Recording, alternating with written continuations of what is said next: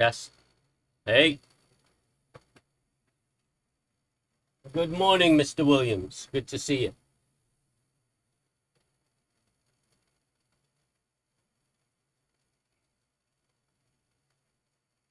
All right, let's get this party started.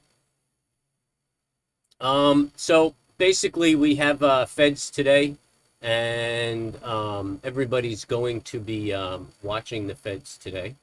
Um,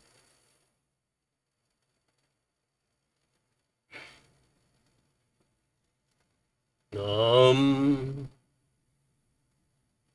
I did not hit the gym today because I was engrossed in my charts this morning. So it looks like we're opening up about 33 plus or minus points. Um,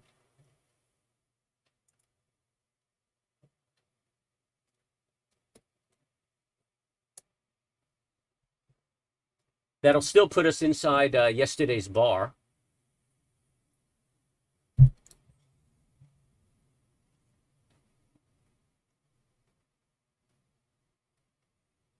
I'm expecting us to maintain an inside bar until after the Fed announcement.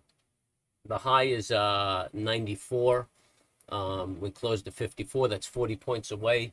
So that's what we're going to have to see to make a break. I mean, we're going to be just 10 points below that, so we may flirt with it a little bit. What's going on?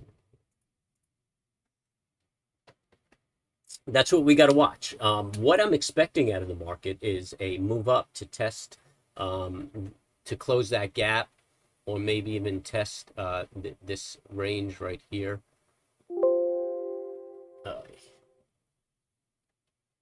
This crosshair is so difficult to deal with when you have studies on the charts. So this range is the 44.89 area. I think that's your biggest exposure right there, as far as the upside. And I'm really looking for a lower high and then a turnaround. I mean, if we're going to get that 10% retracement, we're going to have to enter a bear market, and that's what I think is going to have to happen. We're going to have to move up, make a lower high, and then start the move down. I really don't think that we're going to move down any further from here. I mean, this looks like the appropriate retracement. And then after the move up, we got to figure. Well, I think we're going to make a lower high, come down. I think we're going to retest this 350 area, this 4350 area, and then continue our march up.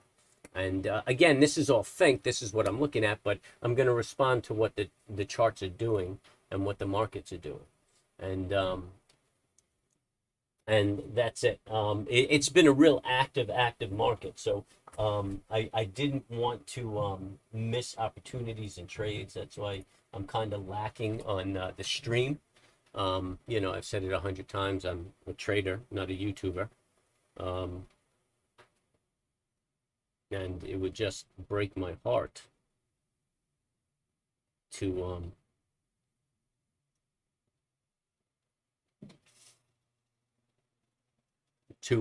forego um, the appropriate trading, to stream, which I wish all you guys the best, but the best is um, I mean, what's best for my family obviously comes first. So anyway, to make a short story long, so that's why I've been kind of lacking on the stream. And I mean, like I found that the stream drops, but I'm so engrossed in trading that I don't even notice, and I end up just leaving it off. And then I figure it out at 12 o'clock that you guys have been down for most of the day. Or I forget the stream's up and I'm babbling on the line.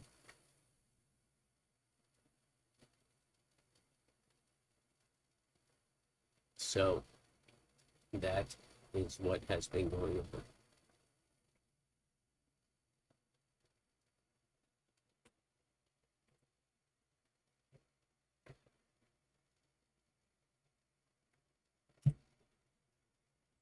Bank. Oh, we could change this one back to a 30-second bar. But really an incredible time, an extreme time. And that trade Monday, that move Monday, um, let's look at it. It was from that Evangrade. Am I saying it correctly? Evangrade from China. And really, I think it just triggered. Um, I'm on the 1 minute. It just triggered algorithms, and just did that aggressive trade right here down. Um, so it should have. I mean, the logical close would have been right here around the 43.54, the logical low, and that's what everybody was anticipating.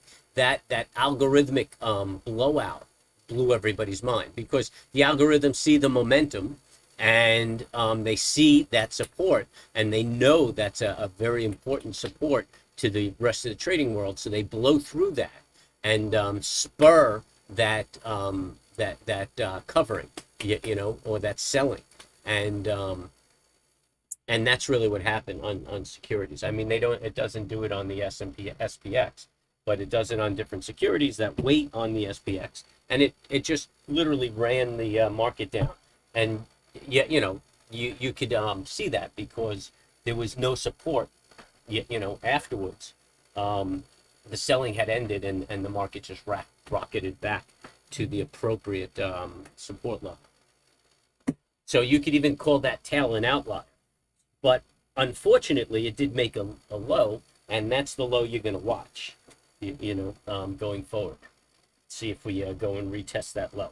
So it's a shame that it happens because it puts you back in the who knows environment. If we would have just held this bottom, and then traced up, you actually, if we would have held this bottom, this gap would have been closed yesterday probably yesterday. But yeah, that kind of like just shakes your certainty, and everybody just kind of backs off from the market because of that. And that's what's happened with the electronic trading. It was much easier to trade before electronic trading, and really, well, I guess I had a little taste of that at the beginning of my career, but shortly afterwards, I mean, through the heat of my career, algorithms and electronic trading was just taking off and moving the market. Um, but prior to that, I mean, when I used to talk to the old timers, I mean, they didn't even look at charts, man. They just looked at price action, could tell you, um, which way the market's going and things of that nature.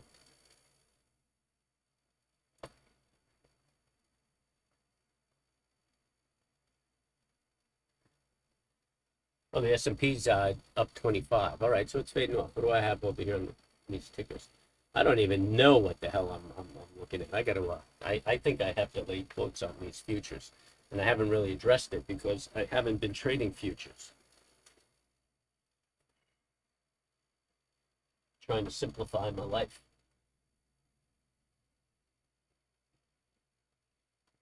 Maybe get my ass to Puerto Rico, where people are accustomed to not working. Oh, look, we have a bunch of good morning, seeing you as well. Good seeing you. Okay, how are you doing? Do you mind taking a look at Apple? Um, well, sup? No, I don't mind looking at Apple. Hold on, my water pressure's on, and I can hear my water pump going. Um, yeah, Bitcoin just has liquidity issues, regulatory issues. Yeah, just stay away from it right now for a little while. It'll set up another entry. Oh, look at that. It's actually making a move. It's up 0.25%. That's not bad. Apple. Let's swing this one up over here. It's easier to work with this chart. Dink.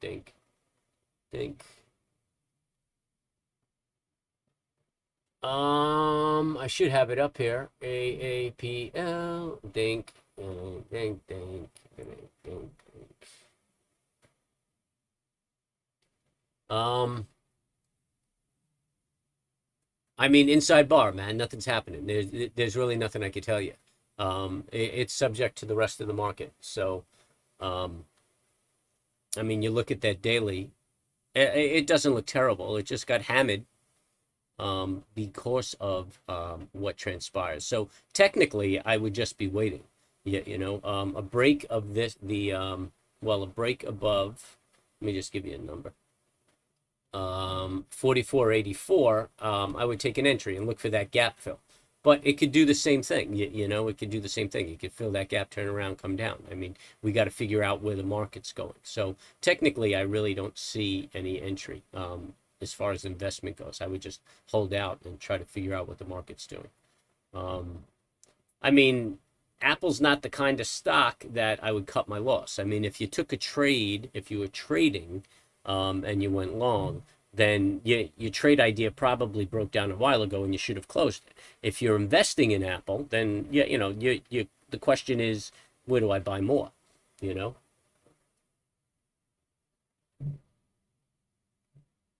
Disney took a beating. That's cool on the 30-minute. Looks like it started a flag. I would wait for that flag to fail, and that's another good place to start picking up more Disney.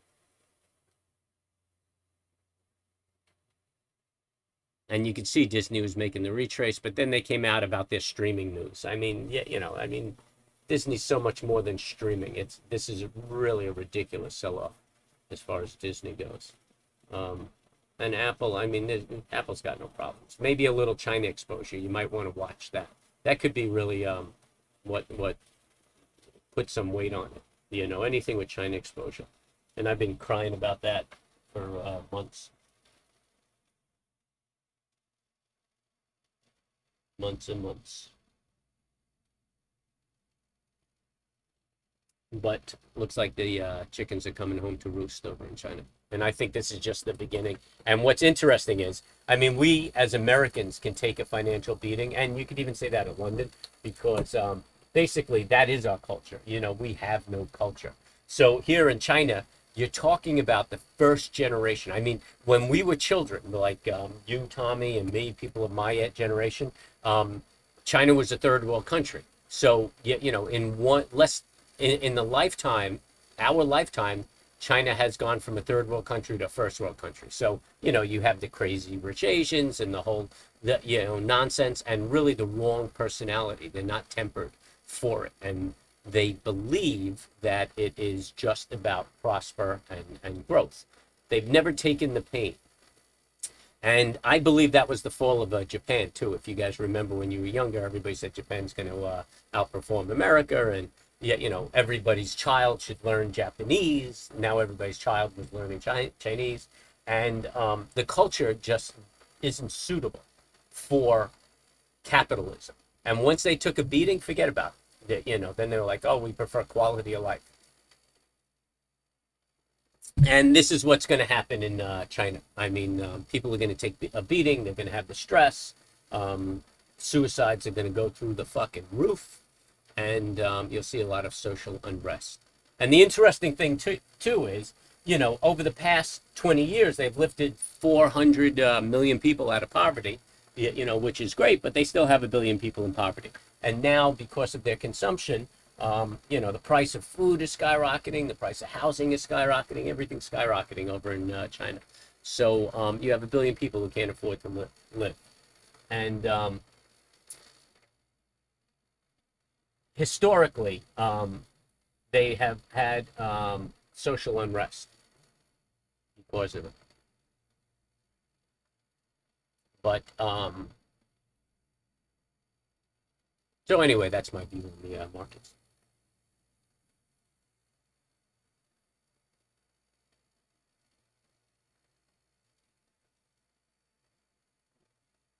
So I'm going to stop babbling and start focusing on the markets. And I got to warn you, man, I'm probably going to be quiet a lot of the time because I got a lot going on here, and I'm trying to squeeze out a buck. I'll try to share the trades with you and do have everything as usual. But I mean, you know, I'm working for a living. I mean, it equates to you guys like saying, "I'll catch you later. I've got a meeting."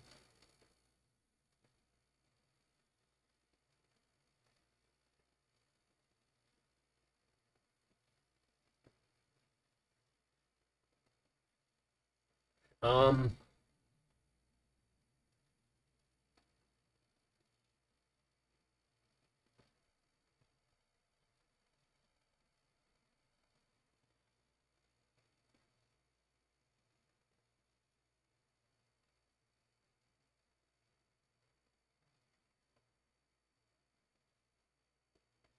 Watch the fast and slow line on the 60-minute comma. That'll dictate what direction to go. Period. Right now, right now, it's looking bearish. It is looking bearish. I'm texting.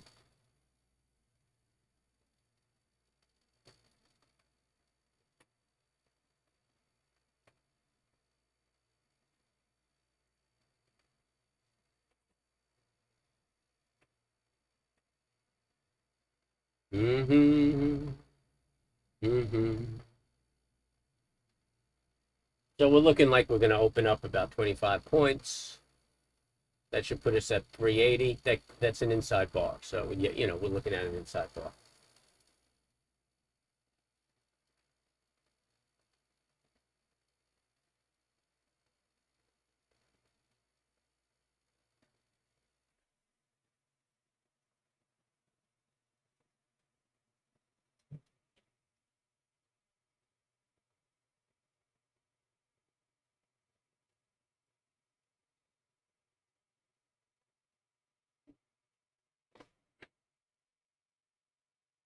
Mm-hmm.